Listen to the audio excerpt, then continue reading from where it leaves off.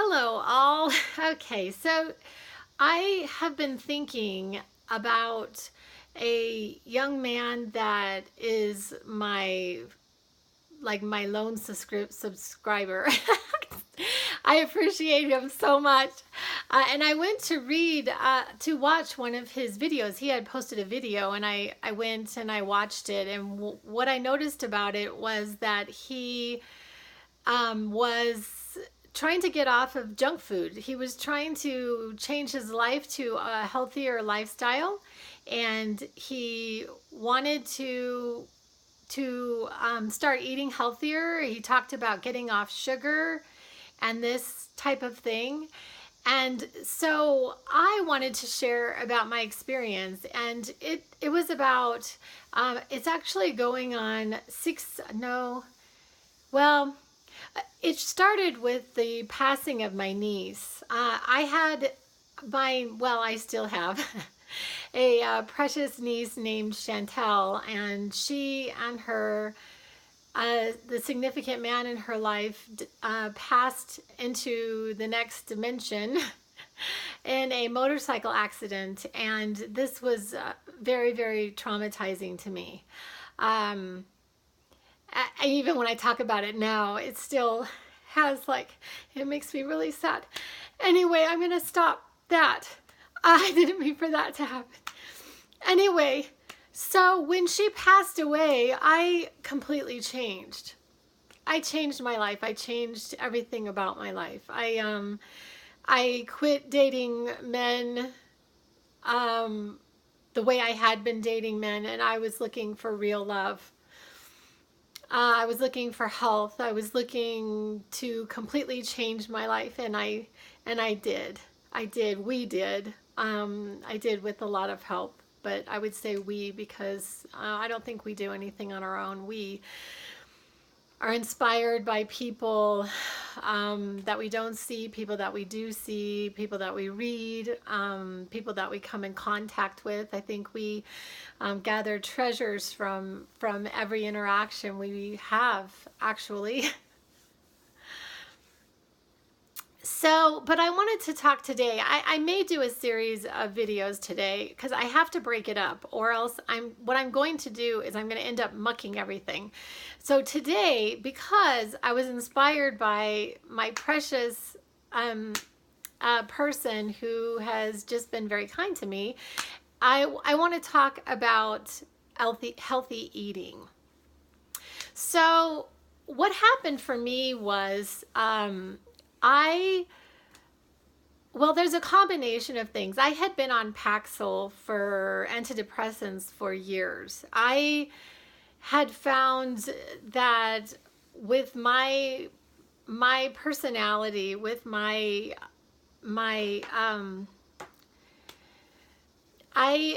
have a very empathetic personality, so I tend to take on, and I'm learning how to keep energies out, but I have a really hard time with energies. Like, even places that I go, I have certain feelings about it. People I meet, I have certain feelings about, and this would also include food. But I had been on Paxil for about 5 years, and I want to do, my next video is going to be about Paxil. But I had come off Paxil, I weaned myself off, and I found myself, because when you are on antidepressants, you are living, like, I'm going to try to show you up here. You're not living in your body. So you are literally either are beside yourself. You are not in your body. And I'm not going to get into the right or wrong of antidepressants, but I'm going to say that when you are on antidepressants, you are not necessarily living in your body.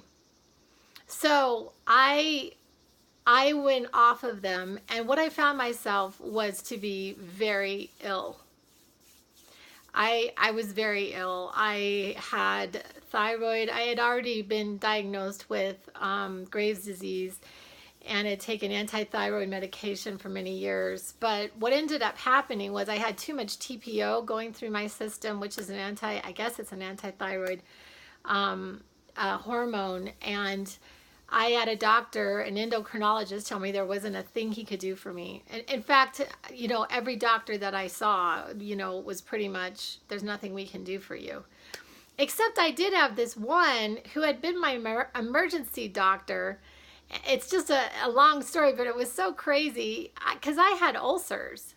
In addition to other things, I think I was like full of ulcers all the way from like my esophagus all the way down to my stomach. I had such severe anxiety that I had the anxiety even though I wasn't feeling it with the antidepressant because it kept me, remember, outside of myself. So anyway, what ended up happening for me was I had to heal myself, or we had to heal me, which was a group. It's always a group. It's never just me or, it's we. So I went on the internet and I did investigations and I said, okay, how do I heal myself from this? And I did it. I mean, this is the biggest key with any addiction. Anything that you want to change in your life, you have to really want to change. It is the beginning. You have to be willing to do anything to feel better. And I was a very willing participant because I felt bad nearly, actually at one point all the time. I could say about 24 hours a day. I also had insomnia, which if anybody's ever had insomnia, it's a really, really horrible thing. But anyway, I won't get into that. So what I ended up discovering was I started out with no gluten, no sugar, no soy, no dairy, and I happen to be a vegetarian, so I don't eat meat. And I'm sure there are other things, but what I have found that the worst things for me, and as time went on, I had realized that the worst things for me are really dairy. I can't have dairy. I can't really eat. I should not eat any kind of dairy, milk, a cheese, anything that has dairy in it. Yogurt, just terrible for me. But sugar, refined cane sugar is like the number one demon. It's the worst. So what I found in my journey, and I have to tell you, when I first started on this, and I had a nurse practitioner say, is that sustainable? And she was absolutely correct. I was losing just so much weight, and I knew that this wasn't going to be sustained. I had to figure out what I could eat. Like when you knock out almost seemingly everything in your diet, like what, I mean, I wasn't eating pasta. I wasn't eating bread. I wasn't eating, I have this funny story about this dream I had once where I had this like loaf of bread and it was sitting in my hand and I cut it in half and I just proceeded to take this like amazing bite into it. So I was even dreaming about bread because I love bread. But anyway, sugar. Let's get back to sugar. So I was losing a lot of weight and I had just dropped everything. So then I had to figure out, okay, what can I eat? And I added food to my diet. Slowly but surely, I added food to my diet.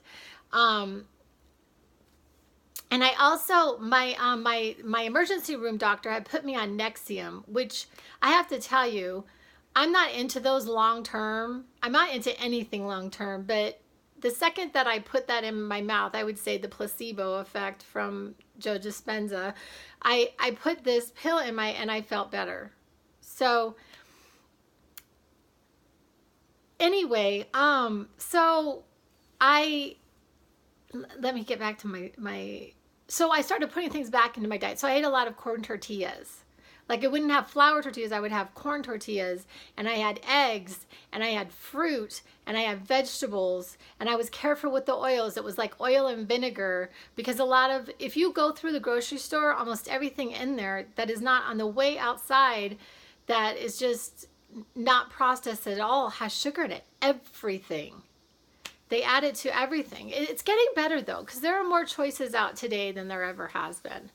So then I realized that there were some sugars that I could use. Like I can use maple syrup, I can use coconut sugar, beet sugar, stevia.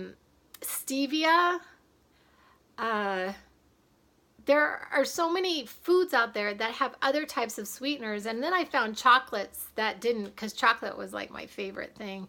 And I found chocolates that didn't have sugar in them. And I would just, so the key for me was to substitute. So instead of having a sandwich, I would have a corn tortilla with, you know, eggs. Instead of having my bread, I just substituted it. I substituted everything for something else. And I've been able to sustain this diet. Every once in a while I will cheat. I've even made desserts. I've made some really yummy desserts with beet sugar. Beet sugar is the closest thing to refined white sugar that I've ever found. And my people, like my children didn't really like coconut sugar, so I didn't use that very much with my children. But I'm gonna have to go because it's been 11 minutes. Oh my gosh, I went over time. Okay, I'll talk to you later. Just make sure that you replace something with something else and then you'll get through it. Okay, love you guys. Bye.